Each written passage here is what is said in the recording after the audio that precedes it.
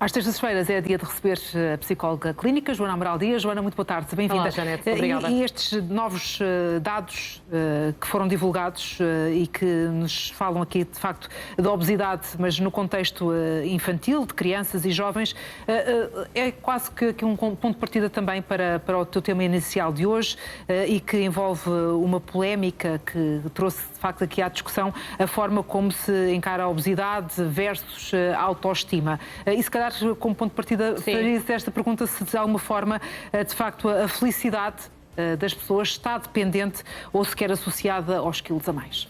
Sim, boa tarde. Para quem não viu, o Cláudio Ramos fez uma observação sobre as pessoas com excesso de peso, com a obesidade, dizendo que as pessoas com excesso de peso não podem ser felizes, que as duas coisas são incompatíveis. Portanto, a convidada era uma influenciadora digital que tem um blog, uma página que se chama Conversas com a Gorda. Ela própria sofre de obesidade e reagiu mal a essa associação que Cláudio Ramos fez. Sim. Exatamente. Ela não gostou dessa associação. Eu acho que os dois estão errados. Estão os dois errados e eu passo a explicar porquê. Em primeiro lugar, porque a obesidade é de facto um problema de saúde gravíssimo e nós não podemos normalizar. Não é fixe para a saúde nós naturalizarmos a obesidade. Nós temos neste momento 25% dos adultos em Portugal têm excesso de peso. Um terço das nossas crianças têm excesso de peso. Portanto, estamos com problemas de obesidade gravíssimo. A obesidade provoca inflamação crónica, problemas de sono, é um problema metabólico grave, hipertensão, problemas de circulação. Portanto, afeta a saúde cerebral, afeta toda a saúde, até o esqueleto. O próprio esqueleto fica deformado com excesso de peso. Então, no caso de crianças, é absolutamente dramático, porque o esqueleto está em formação. E, portanto, não podemos normalizar, não podemos achar que é uma coisa fixe e que deve ser promovida. Infelizmente, temos assistido cada vez mais nas sociedades contemporâneas, onde o excesso de peso se transformou, de facto, numa epidemia, temos assistido a essa normalização. Muitas vezes até à glorificação da obesidade, como se exibir os corpos obesos fosse um ato de autodeterminação, fosse um ato um sinal de saúde e de saúde mental. Não é. As pessoas com excesso de peso devem tratar-se, de preferência não com monjaros e outros semiglutídeos que têm efeitos secundários graves. Tem esses efeitos todos a nível de saúde e do nosso organismo, mas depois também a nível psicológico, também com efeitos que podem atingir graus muito graves. Depressões, há depressões, mas já há problemas de sono gravíssimos. Todo o organismo funciona mal quando a pessoa tem excesso de peso. Todo o corpo funciona mal e o cérebro... Vais-nos pegar no teu cérebro e mostrar...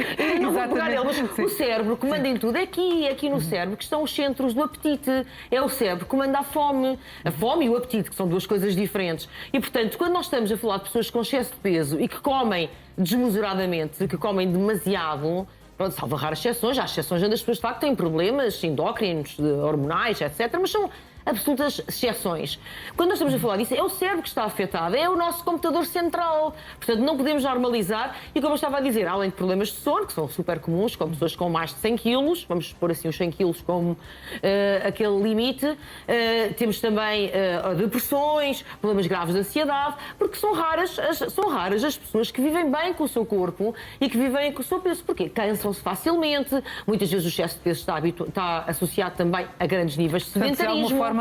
Acreditas que uma coisa está dependente de outra, portanto, a felicidade também depende dessa condição física, Janete, na sua generalidade. A obesidade provoca inflamação crónica, inflamação generalizada e crónica.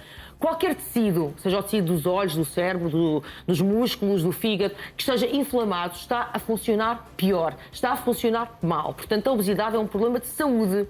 Agora, se as pessoas são felizes ou são infelizes, acho que não compete ao Cláudio Ramos, nem sequer a mim, como psicóloga clínica treinada, fazer esse... Por isso é que eu acho que a primeira pessoa de promover as conversas da gorda como se isso fosse uma coisa que a sociedade devesse naturalizar, acho que não é, sinceramente. A pessoa pode promover o que quiser. Nesse aspecto, dás alguma razão ao Cláudio Ramos. Porque depois há aqueles que de facto dizem que a preocupação com a saúde é usada como justificação socialmente aceitável para validar o preconceito. Não, eu sinceramente eu não tenho nenhum preconceito pelas pessoas que têm mais peso ou menos peso. A mim interessa, é uma questão de saúde. Eu, como psicóloga clínica, cada vez que alguém cruza a minha porta do meu consultório e que tem excesso de peso, é um assunto que eu abordo imediatamente. O excesso de peso muitas vezes está associado à ansiedade. Comer é muitas vezes o primeiro recurso para a pessoa baixar a ansiedade, para controlar a sua angústia. Portanto, eu como clínica olho naturalmente para isto como um problema de saúde. se a pessoa é feliz ou infeliz é outra coisa. Há pessoas magríssimas que são super infelizes, não é? Há pessoas há pessoas anoréticas que são infelizes, há pessoas que têm um peso normal e que são infelizes. Peso e felicidade não têm uma relação direta. Isso é que é um erro. Agora, para além disso, acho que efetivamente deve haver algum cuidado, deve haver responsabilidade social também pública por parte destes influenciadores. Todos, dos dois lados. Portanto, aliás, vamos falar de um outro caso que é igualzinho, é um espelho deste. Portanto, de um lado temos um influenciador, aqui neste caso, que tem excesso de peso e que promove isso como uma coisa fixe. Acho que não o devia fazer, sinceramente. E temos um outro influenciador, um apresentador muito conhecido, que acha que, de certa forma, não sei se chegou ao vexame, mas confrontar diretamente uma pessoa em particular, aquele corpo em concreto, porque não estava, o Cláudio Ramos não estava a falar da obesidade, estava a falar daquele corpo específico, daquela pessoa que estava ali sentada à sua frente. E isso, mudando o contexto, muda absolutamente tudo. E é aqui que eu acho que é o erro desta segunda pessoa. E como é que se encontra este equilíbrio entre aceitar o corpo e a necessidade médica de procurar, de facto, perdas de peso por uma questão de saúde? Bom, porque tem que haver esse equilíbrio, não é? Claro, evidente. Eu acho que os corpos são todos diferentes, é como um rosto, a natureza fez-nos... Não, mas sem ter que dar resposta a estereótipos. É mesmo uma necessidade de saúde, perda de peso pela necessidade de saúde. Perda de peso, quando a pessoa tem peso a mais, deve reconhecer isso automaticamente. Por isso é que não se pode normalizar. Peso a mais é automaticamente reconhecido como um problema de saúde.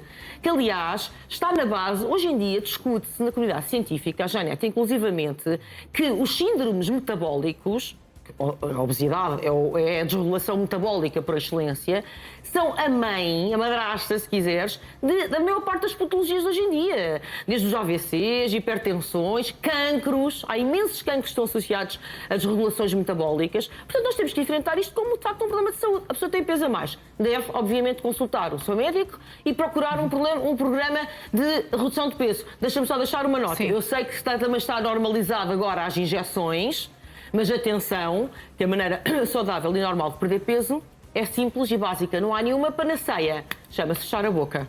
Certo, mas isto também ajuda ou não? O quê? As injeções? Bom, ajuda, mas as pessoas obviamente têm que aprender. Para aquele momento inicial de arranque de um processo... Muito bem, mas a pessoa não sabe fechar a boca, a pessoa vai recuperar o peso, para além dos efeitos secundários que podem estar associados certo, aqui. Mas isso também tem que se trabalhar muito o psicológico, no sentido da pessoa também conseguir definir os seus limites e trabalhar também Janete, nas operações, exatamente, nas cirurgias gástricas, quando se põe uma ganda gástrica, redução do estômago, etc., é obrigatório na lei as pessoas serem acompanhadas por um psicólogo. Por alguma razão será, não é? Porque a transformação corporal drástica também acarreta adaptações a vários níveis.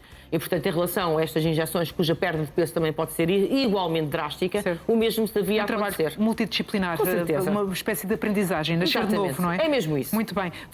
Estavas a falar do outro caso, que é o caso que segue e que também tem que ver aqui num contexto, enfim, de uma rúbrica de Joana Marques, a humorista Joana Marques, e que envolve uma atriz, Mafalda Matos, que aparentemente terá aqui uma condição de autismo e que diz que foi alvo de uma humilhação pública. De facto, Joana Marques fez ali algumas brincadeiras com aquilo que considerou ser uma pandemia autista, questionou o teor das publicações nas redes sociais sobre o tema. Vamos ouvir um bocadinho depois da resposta desta atriz à rubrica Mafalda, de Joana Marques. Sim. Vários vídeos a tentar explicar de uma forma em que eu sinta que a mensagem passe de forma construtiva, com argumentos científicos, com uma base de neutralidade emocional e que eu consiga expressar exatamente aquilo que tem que ser expresso, especialmente pelas pessoas que se reconhecem comigo e por aquelas que não reconhecem e por falta de informação julgam e criam uma opinião diferente. Há aqui duas coisas muito importantes. Uma, o julgamento, a humilhação e a piada em torno de uma pessoa com autismo é totalmente fora, vergonhoso e de uma extrema falta de responsabilidade social. Mas pronto, é aqui o início de uma longa resposta que ela dá à Joana Marques, também dirige à Rádio Renascença, o programa é emitido na Rádio Renascença. Que pessoa é que vês aqui, Joana? Quem é esta Mafalda Matos? Como é que ela está? na tua opinião? A Mafalda psicologicamente? aparentemente está comovida e está ansiosa e está triste, aparentemente, não sei, eu não conheço a Mafalda o suficiente. Mas com um tom ainda assim de voz calmo? Calma, parece-me calma, sim. Agora, bom, tu fizeste-me ouvir, tive que ouvir o extremamente desagradável para preparar o programa de hoje, que é coisa que eu não costumo fazer. Sim. E não costumo fazer porque aqui há bocado estamos a falar da polémica Cláudio Ramos com uma influencer que é as conversas com a gorda, não é? A polémica da obesidade. E aqui, como eu estava a dizer, é totalmente em espelho. Porque temos também uma atriz com uma patologia, autismo, não sei se é autodiagnosticado ou não, mas isso, depois podemos falar sobre isso, mas para já não é relevante. E temos uma influencer, que é uma radialista, que é a Joana Marques. Sim. Ora bem, porquê é que eu não costumo ouvir o extremamente desagradável? Porque acho extremamente desagradável, porque é um humor que parte da humilhação, do escárnio, do desdém sobre o outro, curiosamente. Na Rádio Renascença. São ultrapassados limites que é a Rádio Católica. da forma como se pode fazer humor, na tua opinião, se é que consideras que há limites? Eu não gosto muito de limites à Sim, liberdade pois. de expressão, sinceramente, mas acho é que não pode estar isenta de crítica, não é? Nós já tivemos a questão dos anjos e já tivemos várias pessoas que se sentiram humilhadas e que se sentiram desdenhadas pela Joana Marques. Portanto, obviamente há aqui um padrão. O humor, parece-me a mim, deve servir para elevar o pensamento crítico. Isto também é uma questão psicológica, para, de facto, nos fazer erguer da nossa pequenez e não propriamente para achincalhar a vulnerabilidade, sejam elas. Achas que aqui entramos num campo quase de bullying para com esta atriz? Eu usaria a palavra bullying, sim. É? Estás aflita. É Vai bullying. beber água. Bebe água. Mas pronto, nós estamos a acompanhar de facto agora essa situação. Sendo aqui uma. Antes de mais, queres explicar-nos o que é o autismo, exatamente? Sendo que há diferentes graus de autismo e logo aí é também difícil, não é? Há graus mais. Eu não sei se a Mafalda é autista ou não. Não faço telediagnósticos, mas eu sei que qualquer pessoa que ouviu aquele episódio extremamente desagradável e que tenha autismo ou qualquer outra forma de neurodivergência pode se sentir alvo de escárnio e de gozo. Porque, de facto, os autistas pensam de forma diferente, processam a informação de forma diferente, têm uma forma de ler a informação sensorial, o barulho, as luzes e o som diferente da nossa, a comunicação em linguagem é diferente da nossa, a cognição social, portanto, a capacidade de se relacionar com os outros, peço desculpa, é diferente da nossa. Eu não sei se tu te lembras que falámos aqui há uns tempos sobre os portugueses serem desconfiados e de eu ter-te falado de uma zona aqui atrás do cérebro, que é a JTP, a junção temporal parietal. Quando tens o teu cérebro, podes recorrer se quiseres. Obrigada. Se for que é mais mesmo fácil aqui. para ti mostrar, já que o trazes, Exatamente. fazemos uso dele. Obrigada. Sim. Que é mesmo aqui nesta zona, atrás da orelha, que os portugueses, de facto, como povo muito desconfiado que são, têm um pouco diferente e que os autistas também têm um pouco diferente, porque é esta zona do cérebro aqui que nos permite ter uma teoria social sobre os outros. Eu acho que a Janete está preocupada porque eu estive a tossir. E o programa pode correr mal porque eu estive a tossir. Imagina, Sim. Esta é uma teoria que eu posso errar ou acertar. As pessoas do espectro autista têm dificuldades em estabelecer estas teorias. Portanto, há toda uma rede de funcionamento, não é uma parte do cérebro que está afetada diretamente no autismo, são várias partes do cérebro. E as pessoas pensam de uma forma diferente. A questão é, quem é que é a Joana Marques? Quem é a Joana Marques? A Joana Marques também é licenciada em Psicologia Clínica, também fez um doutoramento em Neuropsicologia, para dizer que a Mafalda é ou não autista. Quem é a Joana Marques para vir gozar com os neurodivergentes? A Joana Marques, neste episódio, chega a dizer coisas como pois, a Mafalda foi jogar cartas com os seus amigos neurodivergentes, isto deve ser o clube do Uno dos neurodivergentes. Bem, eu tenho pacientes meus, autistas, de vários níveis, nível 1, nível 2, etc., que sentiriam, de certeza, se ouvissem isto, espero bem que não escutem, que sentiriam certamente afetados e perturbados por este tipo de escárnio. Portanto, se há responsabilidade social para o Cláudio Ramos... As críticas da comunidade autista apontam mesmo para essa falta de responsabilidade social. E defendem que a partilha digital serve para como via de comunicação segura para pessoas com autismo. Claro. Se há responsabilidade social que temos que pedir ao Cláudio Ramos, que até pode dizer à pessoa que acha que é um problema de saúde, mas não deve dizer que a pessoa não é feliz, etc. Há uma linha que separa as duas coisas do geral para o pessoal, não é? Que é para aquela pessoa concreta que está ali à frente. Também a mesma coisa se diz com a Joana Marques, não é? Que também é uma pessoa com muita exposição pública, com muitos seguidores, e que pode ter a opinião que quiser sobre esta Mafalda, que é uma pessoa que eu nem sequer conhecia, aliás, mas que de gozar com os autistas e com as pessoas neurodivergentes à pala disto, é de facto passar uma linha vermelha. Não é por ser humorista. Não é por ser humorista, não é? Quer dizer, o Código, a lei portuguesa já tipifica estes crimes de difamação, injúria, etc., que podem ser autistas. Já foi por isso que os anjos foram para o tribunal e perderam. Exatamente, sim. Portanto, isto está tudo devidamente tipificado. O que eu quero só é deixar uma palavra final. Sim, para fechar como este deixo para as pessoas obesas que, por favor, procurem ajuda porque têm a sua saúde global comprometida, inclusivamente a sua saúde cerebral, gostava, em relação às pessoas autistas, deixar uma palavra que, se por acaso escutaram ou este programa, ou o programa da Joana Marques, ou alguém a falar sobre o programa da Joana Marques, que relevem, porque de facto a Joana Marques não sabe o que é que está a falar, não é uma especialista. Ela inclusivamente disse que, diz no próprio programa que esta Mafalda deve ter um transtorno delirante. Isto é uma pessoa que claramente não sabe o que está a dizer. E o humor típico da Joana Marques é um humor sádico, que parte das fragilidades das outras pessoas e não serve propriamente para elevar a sociedade como há outros humoristas. Portanto, por favor, relevem e não tomem nada disto como pessoal. Ficamos com essa informação importante. Entretanto, já estourámos aqui o nosso tempo. Nós tínhamos aí outro tema que não vamos abordar hoje, mas fica a promessa. Trouxeste aí uma bandolete inteligente e que nos vais explicar muito em breve como é que funciona. Para já vamos diretamente à sugestão de filme desta semana, Black Room. Muito bem, o Black Room é um filme de terror que está na sala de cinema e que tem uma parte muito engraçada, e eu sei que muitas pessoas, muitos jovens, etc., vão assistir a este filme. Tem uma parte muito engraçada porque o protagonista descobre um labirinto secreto. A ideia do labirinto é uma ideia, um conceito que tem perseguido a humanidade e os labirintos. Basta pensar nas pirâmides do Egito, ou agora até existem labirintos lúdicos. Existe um enorme na China com 10 km de comprimento e uma área de quase 40 metros quadrados. Existe aqui um em Málaga que inspira-se em Alhambra. E porquê? Porque é que transformaram-se em parques lúdicos? Mas são aqueles quartos de escape, escape rooms? Escape rooms também, exatamente. Isso também, olha, não me tinha lembrado, mas é um excelente exemplo também. Muito bem. O teu córtex está a funcionar na perfeição, Janete.